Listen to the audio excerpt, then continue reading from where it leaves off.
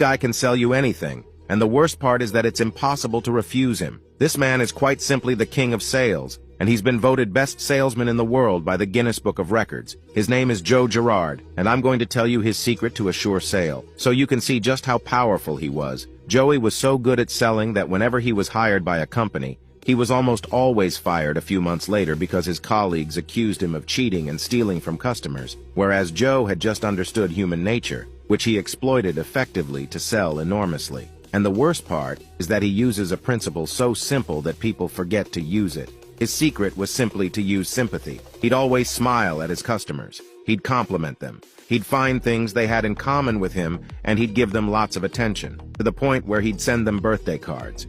Sympathy is really the most powerful way of persuading someone to do something, so I encourage you to put it into practice, and you'll see that your customer will feel much more pampered, will find it much easier to buy your product.